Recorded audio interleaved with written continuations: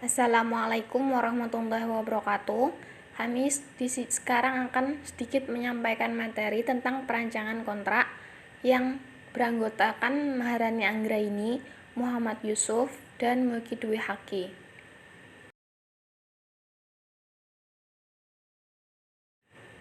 Kontrak tidak mempunyai bentuk baku.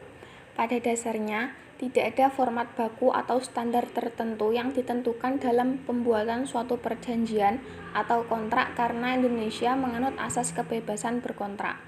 Namun, pembuatan perjanjian tentu harus memenuhi syarat sahnya perjanjian, yaitu yang pertama, gambaran pokok yang diperjanjikan, seperti kewenangan hukum para pihak, perpajakan, alas hak yang sah, masalah keagrarian, pilihan hukum, penyelesaian sengketa, pengakhiran kontrak, dan bentuk perjanjian standar.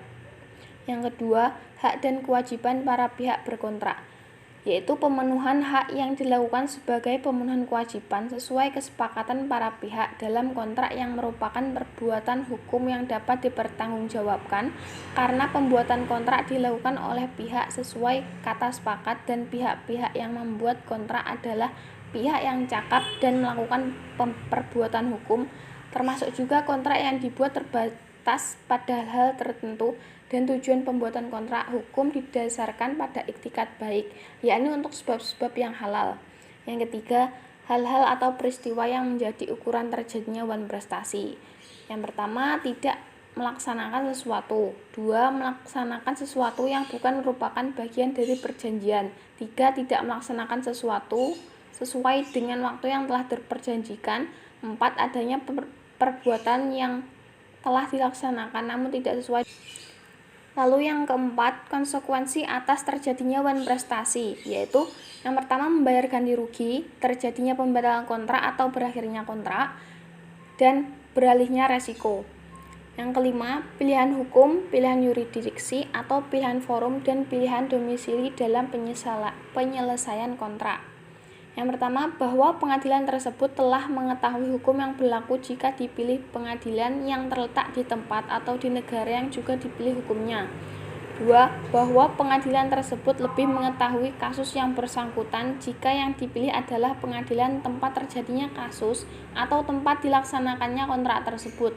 Yang ketiga, bahwa pengadilan tersebut dan para pihak lebih banyak akses ke alat bukti, termasuk alat bukti saksi, jika yang dipilih adalah pengadilan tempat terjadinya kasus atau tempat dilaksanakan kontrak tersebut.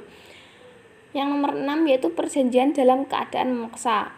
Dalam hal terjadinya keadaan memaksa, debitur tidak wajib membayar ganti rugi, dan dalam perjanjian timbal balik, kreditur tidak dapat menuntut pembatalan karena perikatnya dianggap gugur atau terhapus. Yang ketujuh yaitu komunikasi perubahan data penambahan kontrak. Jika pada saat kontrak berlangsung terjadinya terdapat hal-hal yang belum cukup diatur dalam kontrak tersebut, dapat dilakukan musyawarah untuk suatu mufakat akan hal belum diatur tersebut. Yang kedelapan, pemberitahuan dan komunikasi atau notis. Pemberitahuan atau acara memberikan notifikasi kepada pihak lain berkaitan dengan pelaksanaan perjanjian. Lalu tantangan para pihak. Tanda tangan di dalam perjanjian merupakan bukti adanya persetujuan atas perjanjian yang telah dibuat oleh para pihak. Selanjutnya ada saksi, seperti surat, saksi, persangkutan, pengakuan, dan sumpah. Yang selanjutnya ada beberapa variasi sistematika kontrak. Sistematika kontrak pertama yaitu ada awal kontrak, komparasi, kompirisi, presisi, isi kontrak, penutup atau akhir kontrak. Sistematika kontrak 2, ada judul kontrak, bagian pembuka, isi atau pasal-pasal dalam kontrak, bagian penutup, dan lampiran-lampiran. Selanjutnya ada contoh MOU. Yang pertama, judul nota kesepahaman. Secara struktur, judul mencakup nama dokumen serta nomor dokumen. Selain itu, MOU juga dapat menggunakan logo perusahaan yang diletakkan di kiri dan kanan atas halaman judul. Logo perusahaan ini terdiri atas logo para pihak yang akan menandatangani MOU. Kedua, ada pembukaan dan isi MOU, yaitu ada tanggal pendatangan MOU, identitas para pihak, pendahuluan yang memuat uraian singkat, dan substansi MOU.